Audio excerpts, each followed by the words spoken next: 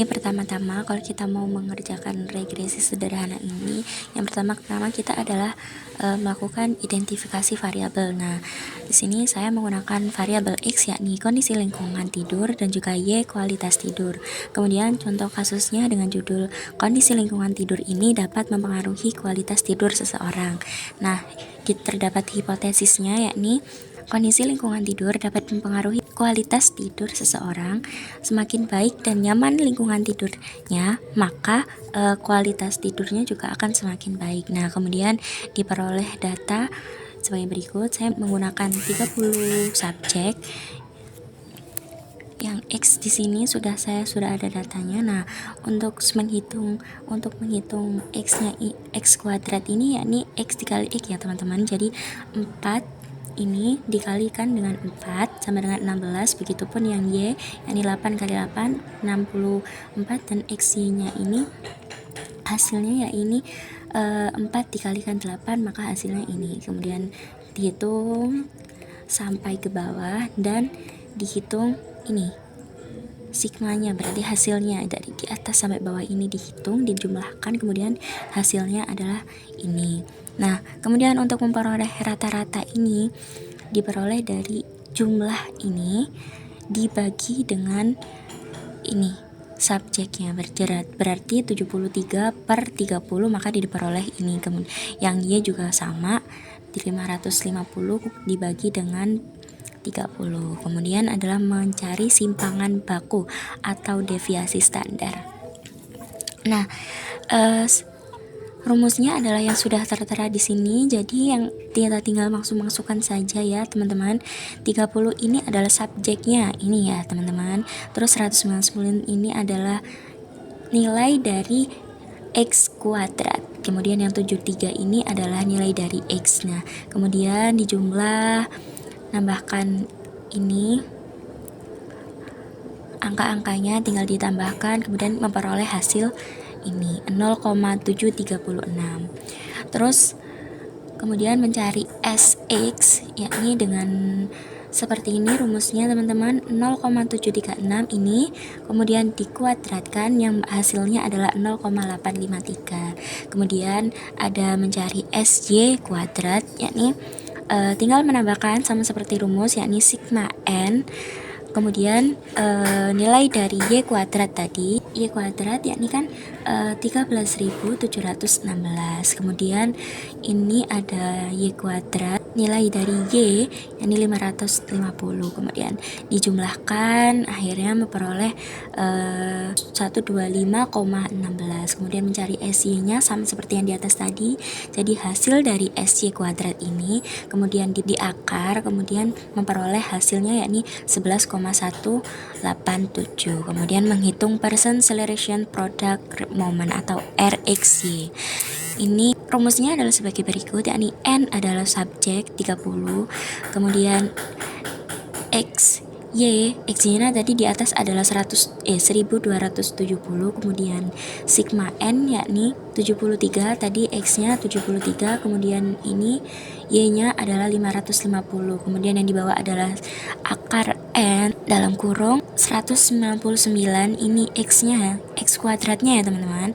Terus ini juga X baru dipangkatkan 2, berarti 72, kemudian ini N adalah 30, terus Y kuadratnya adalah 13.716, kemudian Y-nya adalah 550, kemudian tinggal menambahkan ini, menghitung seperti ini kan, terus diperoleh hasilnya adalah 0,2452. Kemudian ada menghitung slope dan intercept. Slope BYX ini rumusnya adalah RXY, kemudian dikalikan dengan SY per SX. Nah, ini teman-teman, yang ini SX nya ini akan digunakan nanti di sini. Nah, kemudian RXY nya adalah diperolehkan dari sini ini. Jadi ini tinggal dipindahkan ke sini. Terus RSY nya tadi berapa? SY nya tadi adalah 11,187, kemudian ini dijumlahkan, dikalikan, kemudian dibagi ini, dibagi dulu, terus kemudian dikalikan dengan ini, hasilnya adalah 3,215. Terus interceptnya itu Y aksen di atas tadi rata-ratanya itu kan ada 18,3, terus sama hasil ini dikurangi kemudian dikalikan dengan 2,43 X aksennya tadi yang di atas rata-ratanya itu, kemudian diperoleh hasilnya adalah 10,488. Selanjutnya adalah perbandingan model regresi dan model prediksi. Yang pertama adalah model regresi. Rumusnya seperti ini ya teman-teman, terus B-nya itu model prediksinya seperti ini, maka diperoleh hasil yang seperti ini, seperti di tag ini kan. Apabila sudah ada ini, sudah dijelaskan, ini bisa menggunakan Excel ya teman-teman, menghitungnya supaya tepat. Teman-teman juga tidak perlu menghitung secara manual. Kemudian ada uji kecocokan model uji F, yakni scatter plot. Saya menggunakan 30 subjek ya tadi. Nah, ini kemudian diperoleh ini. Kemudian ada rumus mencari varian atau sumber simpangan. Nah, rumusnya adalah ini. Diperoleh hasil seperti ini dan menjumlahkan ya, sama seperti tadi, dijumlahkan hasilnya. Kemudian adalah mencari SS total.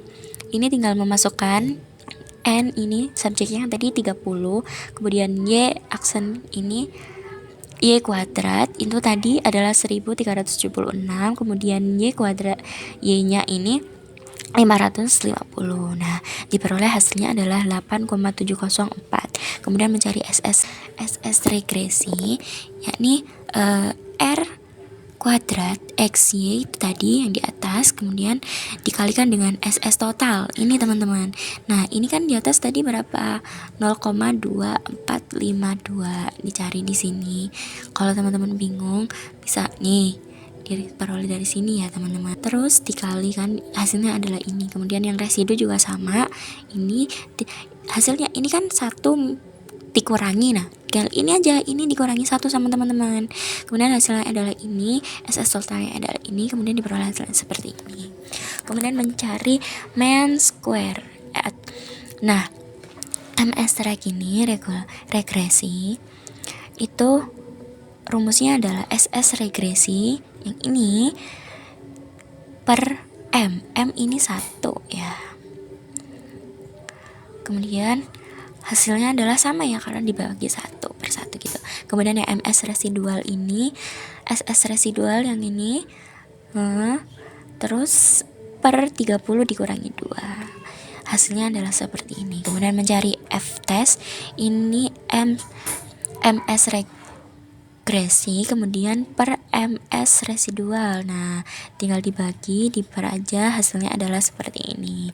Kemudian kecocokan model regresi dengan model prediksi. Nah, dikatakan memiliki kecocokan antara model regresi dengan model prediksi jika F test itu lebih besar sama dengan FA. Nah, kemudian dikatakan tidak memiliki kecocokan apabila model regresi tersebut dengan model prediksi jika F testnya ini dikurangi sama dengan FA. Nah, rumusnya adalah seperti ini. Karena F testnya itu lebih kecil daripada FA, sehingga dapat kesimpulannya dapat diinterpretasikan bahwa menolak H1, maaf ya teman-teman, karena F test itu lebih kecil daripada FA. Maka model regresi dengan model prediksi dinyatakan tidak memiliki kecocokan dengan model yang baik. Kemudian ada uji slope kemiringan atau linearitas uji T. Slope Bx memiliki daya kemiringan yang baik jika nilai T tesnya itu lebih besar dari TA. Slope Bx itu dinilai tidak memiliki daya kemiringan yang baik jika T tesnya itu lebih kecil daripada TA. Nah, rumusnya adalah seperti ini. Nah, sebelum kita ke sini, itu kita harus mencari SB-nya ini, SB atau S-res. Ditaruh di sini, kemudian N adalah 30 dan X kuadrat. X-nya ini adalah 199, kemudian ini X kuadratnya adalah 199 dikurangi X, yakni 73 tadi, N-nya adalah 30. Nah, maka tinggal menambahkan aja yang dari hasil tadi teman-teman ngitung, kemudian hasilnya adalah 0,0116. Kemudian adalah S-res, yakni standar deviasi simpangan. Rumusnya adalah akar dari sigma Y min Y aksen kuadrat nih. Tadi kan sudah dihitung di atas tuh. Nah, hasilnya adalah seperti ini. Atau pakai MRS aja bisa.